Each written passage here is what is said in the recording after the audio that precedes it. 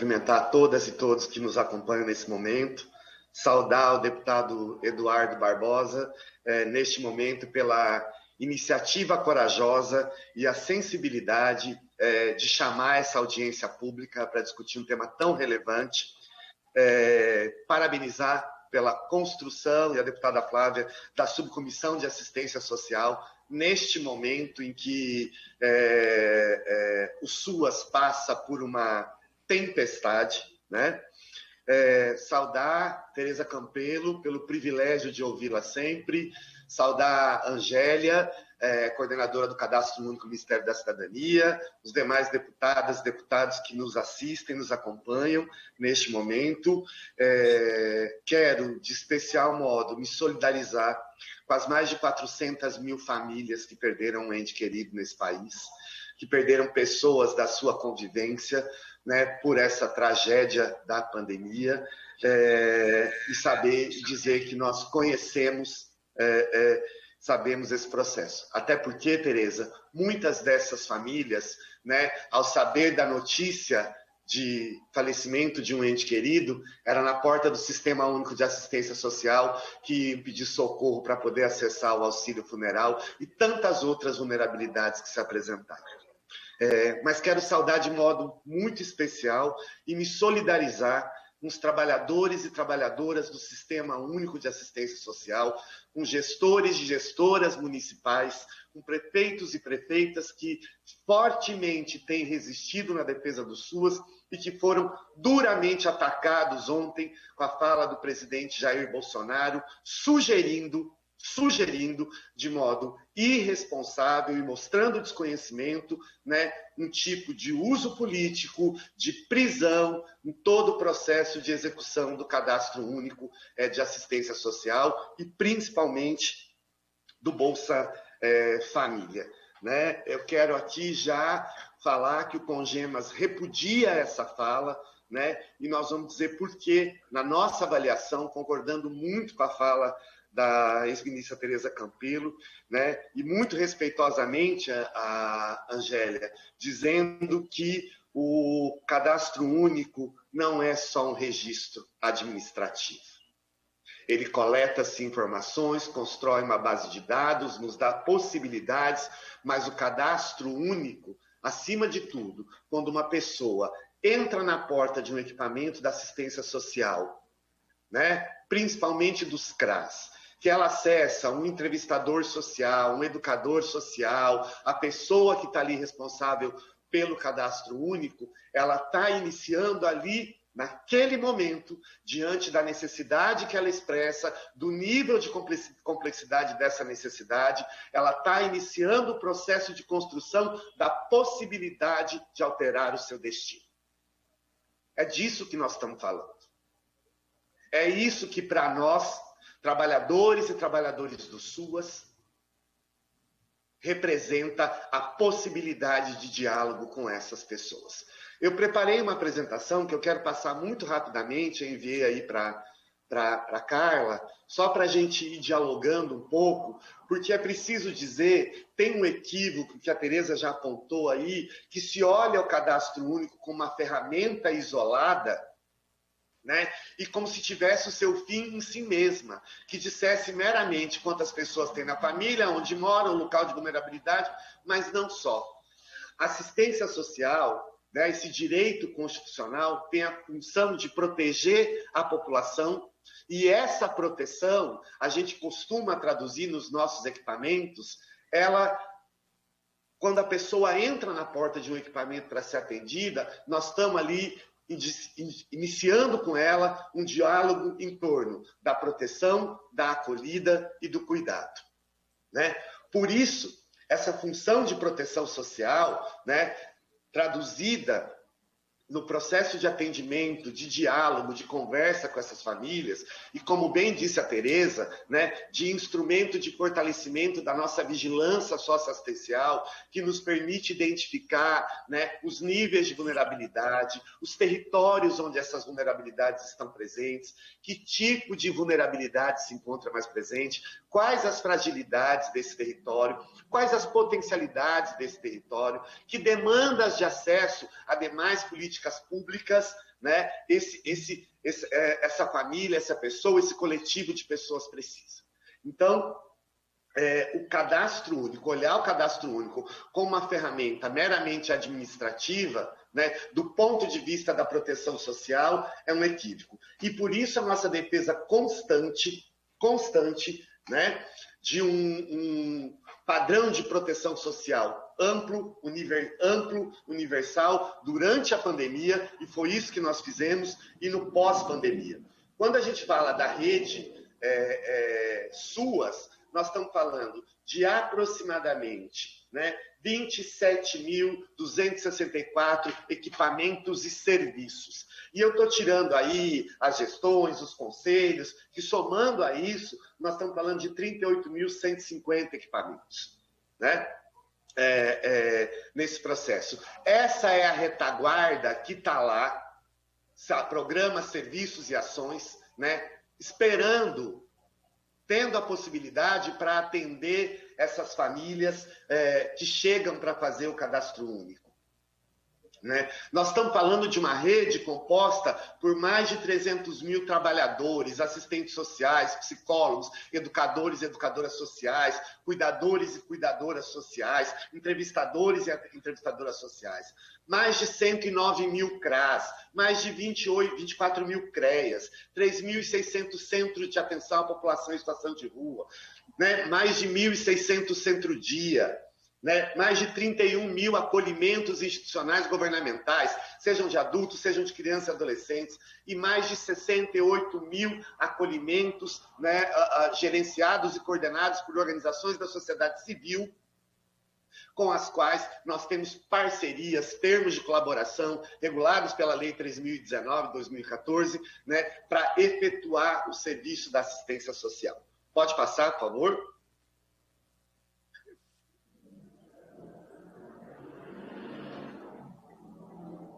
Né?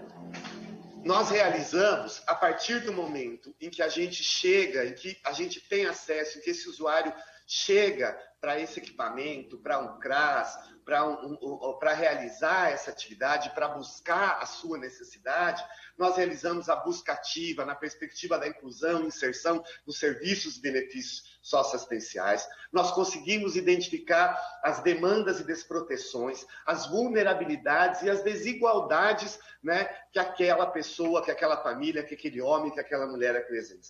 Essa atuação estratégica possibilita o acesso ao conjunto de direitos e de políticas públicas, numa transversalidade muito segura com a educação, com a saúde, com o trabalho, né, com um conjunto de processos que permitem, no atendimento a essa pessoa, construir possibilidades de alteração do seu destino. Né? E não estou aqui romantizando, porque nós sabemos bem das dificuldades que enfrentamos hoje nesse período pandêmico de atender essa população.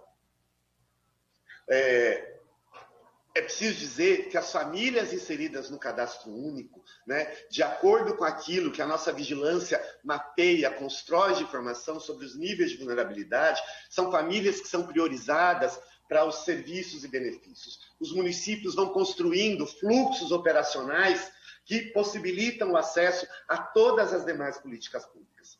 Por isso, né, o cadastro único é um patrimônio do povo brasileiro. O cadastro único, nós não podemos permitir a desumanização e a robotização desse processo que ampliam a exclusão e as vulnerabilidades sociais dessa população. As mudanças propostas no cadastro único, né, sem diálogo com os gestores municipais, né, uma coisa é isso que a Angélia falou, que são os procedimentos de melhoria, de monitoramento, inclusive pelo tamanho que a base foi formando, de atualização do sistema do cadastro único. E muito disso, a Angela sabe, ela faz a partir da referência que os municípios, os estados informam a eles das necessidades, das buscas por melhorias. Né? O que nós estamos falando, como a Tereza bem sinalizou, é de uma outra coisa. Né? Nós estamos falando de uma mudança que retira, e aí, deputado Eduardo Barbosa, é muito importante que vocês conheçam, por exemplo, o INSS Digital, que passou por esse processo de construção de um aplicativo certo? Na perspectiva da modernização e que hoje exclui, né, idosos, exclui pessoas com deficiências no acesso ao BPC. E nós acompanhamos diariamente o desespero dessas pessoas que chegam nos CRAS com aquele aplicativo dizendo: eu não sei o que eu faço com isso, eu não sei como mexer nisso.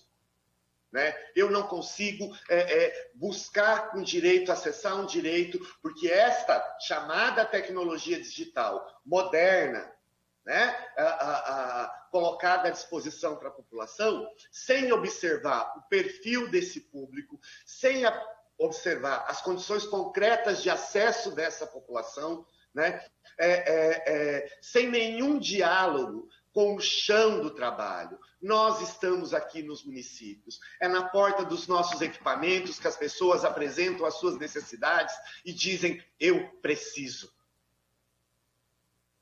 Tirar essa possibilidade de acolhida quando a pessoa chega num CRAS, num equipamento de cadastro único, para fazer o seu cadastro, não é uma ação mecânica, essa pessoa passa a ser acolhida. Como bem disse a Tereza, muitas vezes as pessoas saem dali por um acolhimento porque nós identificamos violências das mais diversas, com encaminhamentos e articulações para ser atendida no campo da saúde, com encaminhamentos e articulações para ser atendida no campo de saúde, com encaminhamentos e articulações para essa pessoa passar por um processo de qualificação para melhorar suas condições de acesso ao mundo do trabalho, de tentativa de acesso ao mundo do trabalho.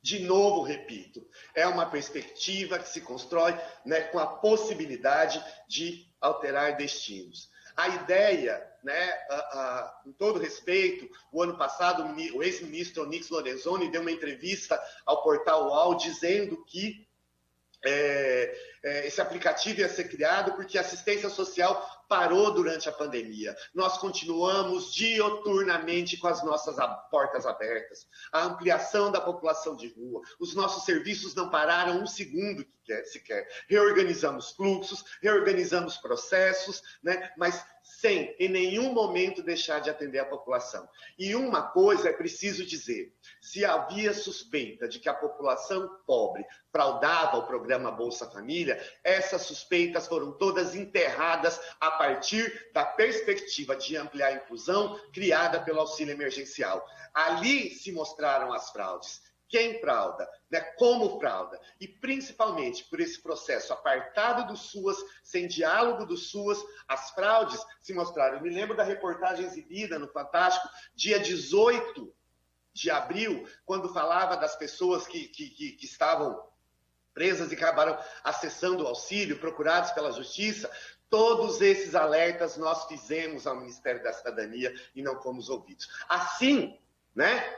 Assim, a única segurança que eu posso dizer que o auxílio emergencial deu foi as pessoas, né, que estavam no cadastro único, que foram incluídas no auxílio emergencial. Nós temos segurança desta necessidade. Nós acompanhamos essas pessoas, né? As alterações, elas passam a ser injustificáveis porque elas vão colocar um conjunto de homens e mulheres em risco, tirar essa possibilidade de diálogo, tirar essa possibilidade de acolhida, tirar essa possibilidade de que essas pessoas, com uma escuta qualificada para o preenchimento do cadastro único, né, para o encaminhamento dos serviços, é promover um processo excludente.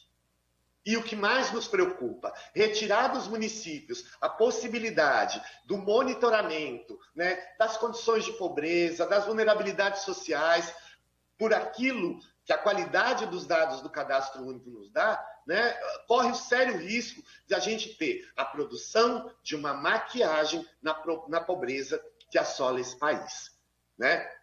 Nós não fazemos, como foi dito pelo presidente ontem, né, juízo de valor no momento em que nós analisamos e inserimos uma família no cadastro único, né?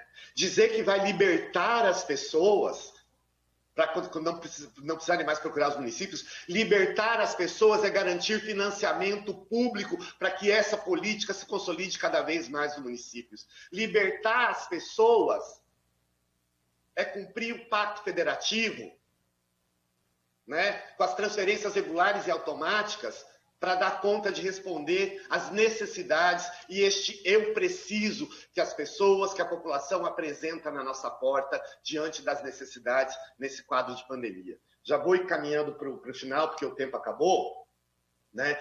Quando a gente fala hoje, a gente tem um quadro que está ali na lâmina 13, que mostra a taxa de extrema pobreza, o aumento da extrema pobreza, na lâmina 13, né? Mostra o efeito do auxílio emergencial na redução em 2020, mas mostra o estimado das pessoas na extrema pobreza em 9,1% para 2021, já com esse auxílio emergencial reduzido, né? Aqui na lâmina 14, a gente vai ver o progressivo déficit dos recursos federais. Nós estamos convivendo em 2021, na transferência das parcelas federais para os municípios, com um corte da ordem aproximada de 60%. Hoje, eu não posso chegar num acolhimento de crianças e adolescentes que tiveram o poder familiar destituído definitivamente ou temporariamente e dizer, vamos tirar, botar 60% das crianças na rua porque eu só tenho 60% para pagar o recurso. É disso que nós estamos falando. Na lâmina seguinte, a gente tem aí um desenho do cenário atual, né? A pandemia continua intensa, a nossa capacidade de vacinação é lenta, né? A interrupção do auxílio emergencial, com a tomada de valores muito baixos, né?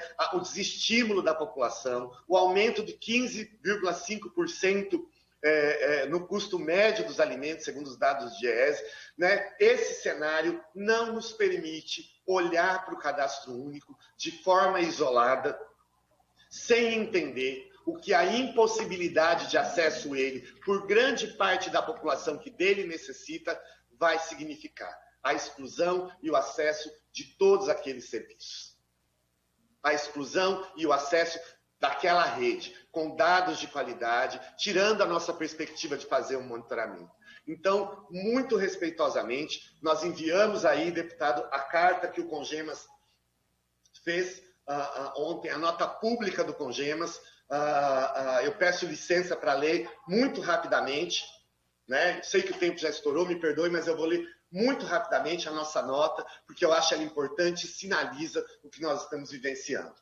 O Colegiado Nacional de Assistência Social, Congemas, entidade representativa dos municípios na política de assistência social, manifesta por meio desta nota pública repúdio e perplexidade com a posição do presidente Bolsonaro em manifestação no dia 13 no estado de Alagoas quanto ao papel dos prefeitos, gestores municipais e profissionais da área no acesso ao programa Bolsa Família.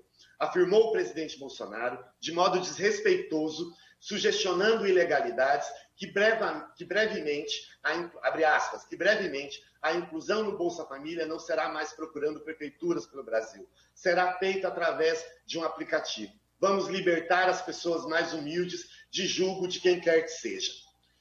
Esta manifestação do presidente expressa uma postura republicana, expressa a ausência de uma postura republicana na relação do governo federal com os municípios, estados e Distrito Federal, justamente num contexto de grave crise social provocada pela pandemia da Covid-19.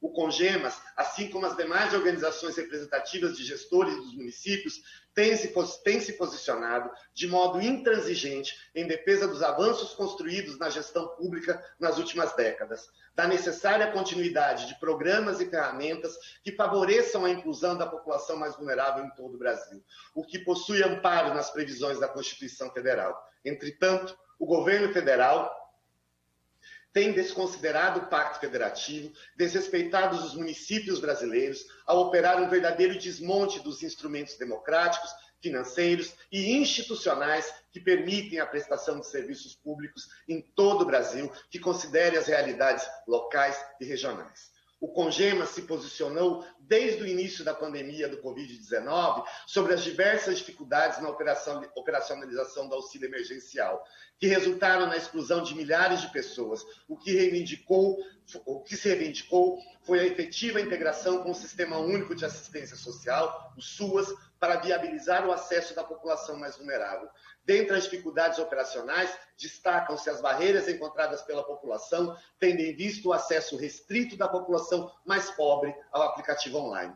As barreiras tecnológicas e a desinformação, aliadas ao total desprezo por parte do governo federal da ampla e importante rede de mais de 8.000 centros de referência de assistência social, que, dentre outras responsabilidades, tem viabilizado o cadastramento e o acompanhamento dos beneficiários do programa Bolsa Família, contribuíram diretamente para que milhões de brasileiros em situação de vulnerabilidade ficassem desprotegidos durante a vigência do auxílio emergencial. A postura centralizadora, identificada nas definições unilaterais por parte do Ministério da Cidadania durante o exercício de 2020, acarretaram em prejuízos irreparáveis para a população brasileira. É inacreditável que o governo federal esteja insistindo em medidas amplamente criticadas quando se trata da população usuária da assistência social. Um direito constitucional, um dever do Estado, operado com ações cooperadas entre a União, Estados, municípios e Distrito Federal.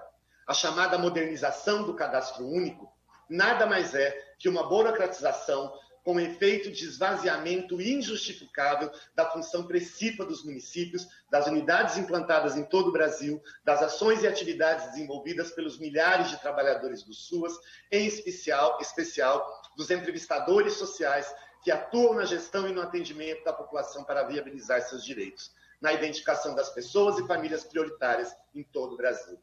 Fica evidente que se trata de mais uma ação de desmonte das políticas sociais, notadamente do SUAS, colocando-se em prática, deste modo, as investidas que permanecem reduzindo o papel da União quanto ao financiamento e à coordenação da política de assistência social no Brasil. Esta centralização do acesso, por meio de aplicativo, não significa desburocratizar, mas sim excluir ainda mais. O Cadastro Único foi criado em 2001 e, desde então, sobretudo com a implantação do programa Bolsa Família, passou a ser uma das principais ferramentas da gestão pública, com repercussão positiva em âmbito global. Foram muitos anos de investimento e aprimoramentos construídos conjuntamente. O Cadastro Único viabiliza o acesso aos diversos programas sociais e de transferência de renda, como o Programa Bolsa Família, Tarifa Social de Energia Elétrica, o BPC, os benefícios eventuais em âmbito municipal, estadual e locais. A mudança em processo, hoje anunciada pelo presidente Bolsonaro, e que mais preocupa os gestores municipais, já estou concluindo, os gestores municipais, é o cadastramento via aplicativo online, nos mesmos moldes do auxílio emergencial, pelo próprio usuário. Com esta mudança operacional, além dos entrevistadores sociais serem descartados do importante processo de cadastramento, muitas pessoas serão excluídas do acesso aos direitos, o que contribui para aprofundar ainda mais a desigualdade social no Brasil. Estamos em meio a uma pandemia com efeitos dramáticos, que atinge especialmente a população mais pobre, excluída do acesso aos bens e serviços. Milhares de vidas já foram interrompidas pela ausência de medidas em âmbito nacional. As alterações do Cadastro Único e no desenho do Bolsa Família, nesse sentido, vão contribuir tão somente para ampliar a situação de pobreza e de extrema pobreza que afeta a maioria da população, o que será agravado caso não seja alterado o cenário de desmonte desse financiamento das políticas públicas. Por fim, o Congemas reitera que tem mantido uma postura de diálogo, corresponsabilidade e colaboração, mas é preciso respeitar e fortalecer as ações em defesa do que foi construído coletivamente nas políticas e nos programas sociais brasileiros, em especial o Cadastro Único e o Bolsa Família. Ao contrário do que estamos vivenciando, o que a população requer e tem direito é uma proteção social pública integrada, que alcance toda a população brasileira neste momento de grave crise sanitária, econômica e social. Muito obrigado e me desculpe pelo excesso de tempo. Eu quero deixar muito claro que tanto o Congemas como o Fórum Estadual de Secretários, desde o início da pandemia, nós nos colocamos à disposição, à época do ministro Onyx Lorenzoni, para discutir as situações emergenciais. Nós fizemos comunicado, enviamos carta, pedimos audiência, estamos aqui, tem uma rede deste tamanho e queremos e podemos colaborar, certo? Infelizmente, não obtivemos resposta. Nós recebemos a primeira orientação técnica do Ministério, sobre a pandemia, de forma geral, 60 dias depois que nós já estávamos trabalhando e dando resposta às realidades locais aqui no município, às determinações da realidade local. Queria esclarecer isso. Queria dizer também que nós fomos recebidos, deputada, ministra Tereza, pelo ministro João Roma, dia 22 de abril. E num diálogo com o ministro João Roma, apresentamos todas essas preocupações, né? E naquele momento a resposta que ele nos deu, e eu estou contando com isso, foi que o cadastro único é feito por gente, para gente. Então ainda quero acreditar e contar com isso nesse processo, assim como foi o nosso diálogo com a secretária nacional de assistência social, Maria Belônia, né? Nós inclusive iniciamos um processo de formar uma comissão, porque nós temos contribuições a dar para o processo de modernização, de melhoria do cadastro único e do Bolsa Família. Já tornamos público esse nosso posicionamento. Isso é uma coisa.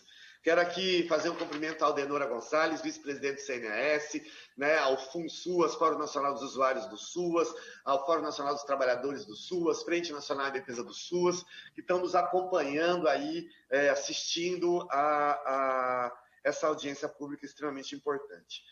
Eu queria dialogar muito fraternalmente com a Angélia e dizer, olha, Angélia, eu em determinados momentos sei que não conhece a sua intenção, mas como gestor público aqui, eu quase que me senti ofendido. Quando você fala da portaria do Ministério da Cidadania, que permitiu o uso do telefone, o que é importante esclarecer, deputada? Naquele momento mais crítico da pandemia, que as pessoas não podiam sair de casa, o Ministério da Cidadania lançou uma orientação e nós passamos a atualizar cadastro único, a fazer nossos cadastros por telefone, ampliando o número de trabalhadores nos CRAS para atender os telefones, ampliando o número de linhas de telefones, com todos os telefones, celular, fixo, recebendo ligação a cobrar para atender as pessoas, né?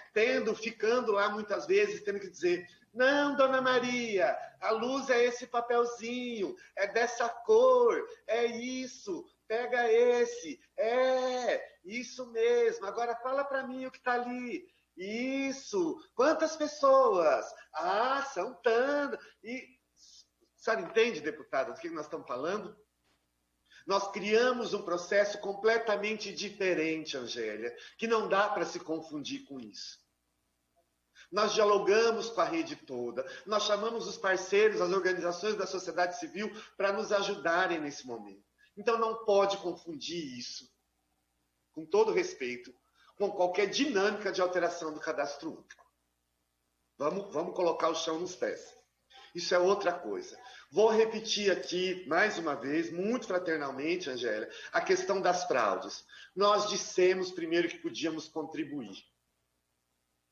Aí a ex-ministra Tereza até perguntou, ex-ministra, nós já identificávamos aqui, no chão do município, informávamos, não fomos ouvidos. Saiu agora o auxílio emergencial novamente. Os mesmos erros com as mesmas pessoas que nós informamos se repetiram. Nós não fomos ouvidos. E não é porque nós somos detentores do saber. Nós não fomos ouvidos, sabe? A nossa indignação é porque nós estamos aqui. Sabe? Nós ainda temos pessoas, Emília, que chegam no CRAS, que têm essa dificuldade. Você sabe o que eles fazem quando eles chegam na porta do CRAS? Vocês imaginam o que eles fazem? Posso entrar? Então, ouvir isso aqui é ouvir a possibilidade de ampliar direitos. É disso que nós estamos falando. E vou repetir, aquela fala inverídica do ministro Onix, de que a assistência fechou, de que nós paramos de atender, muito pelo contrário. Tenho muito orgulho do que nós todos, trabalhadores e trabalhadoras desse país, fizemos ao longo do tempo. Então, o que a Angélia fala do cadastro único poderia ter sido evitado, poderia ter sido dialogado. Qualquer possibilidade. E queria separar uma outra coisa, que nós temos que separar, e a Angélia sabe disso. O perfil do público que acessou o auxílio emergencial via aplicativo, na situação de emergência, não é o perfil das pessoas que estão inscritas no cadastro único, na grande maioria, que estão. Gente, pelo amor de Deus, nós acompanhamos agora o processo das aulas remotas. Nós víamos lá a mãe com um celular que ia trabalhar, quando chegava em casa, 3 filhos com séries diferentes, cada um podendo, e só fazia a tarefa até o período que tinha o pacote de dados no celular. Ô, gente, misericórdia, pelo amor de Deus. Vamos botar o chão nos pés. A outra coisa, até para falar nisso, falar em aplicativo, vamos fazer a avaliação, e aí acho não. A ex-ministra Tereza Campelo entende disso muito mais que eu. Vamos fazer uma análise da cobertura de sinal de internet nesse país, meu Deus. O que é isso?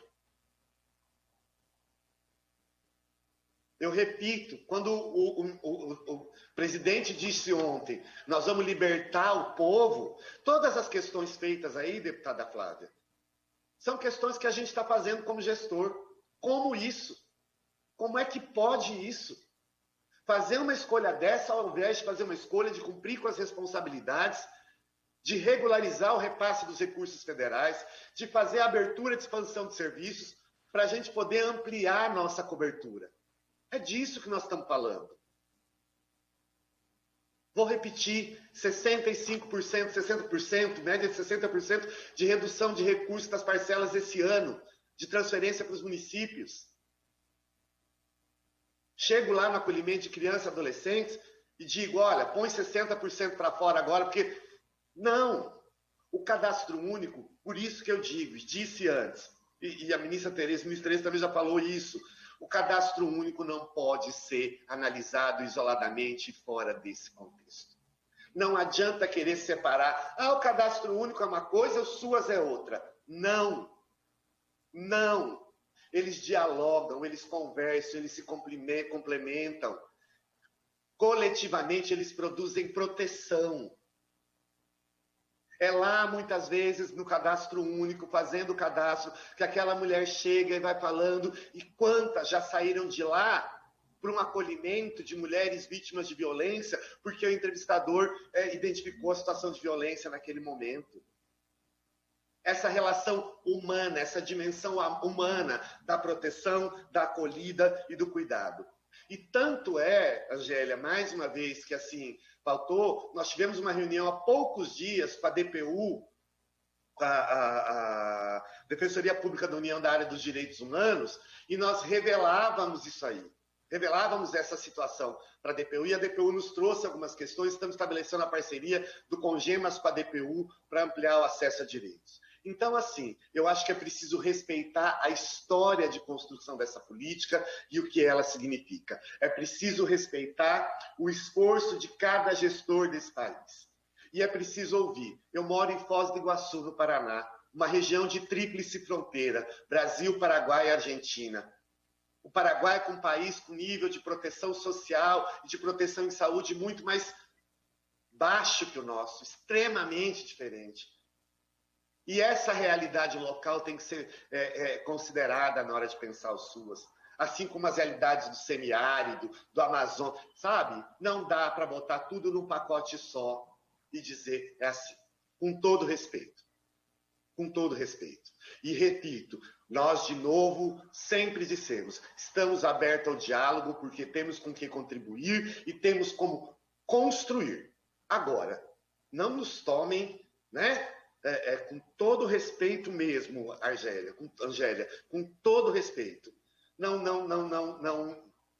né? É aquilo, daquilo, da tal telefone. Não é disso que nós estamos falando. E vou repetir novamente, deputada Flávia, procurem fazer uma análise do INSS digital, de como ficou o acesso da população que precisa do BPC, da população, seja idoso, seja pessoa com deficiência, de como ficou a condição dela no acesso aos benefícios a partir da plataforma digital implantada no INSS. Nós vemos isso todo dia. Idosos, pessoas com deficiência chegando no CRAS e dizendo, eu não sei o que é isso, esse 153 não fala comigo, eu não consigo ser atendido. Esse foi o primeiro experimento e nós já denunciamos esse fracasso.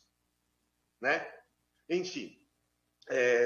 Mas estamos aí, na luta. O Congemas reafirma seu compromisso com o fortalecimento do SUAS, com a defesa da Seguridade Social, com a defesa da proteção social nesse país. E nós vamos lutar, nós vamos resistir até o último minuto, porque no fim último de tudo isso que nós estamos falando, que nós estamos defendendo, está a vida de uma pessoa, está a vida de uma família, está a vida de um sujeito, está a vida de um homem e de uma mulher que chega lá no CRAS, nos nossos equipamentos e diz eu preciso, e a gente quer, sim, ter, repito, libertar essa população, garantir financiamento público, respeito ao Pacto Federativo, para que a gente possa ofertar proteção, acolhida e cuidado no nosso trabalho, na nossa defesa e na execução do SUS. Muito obrigado.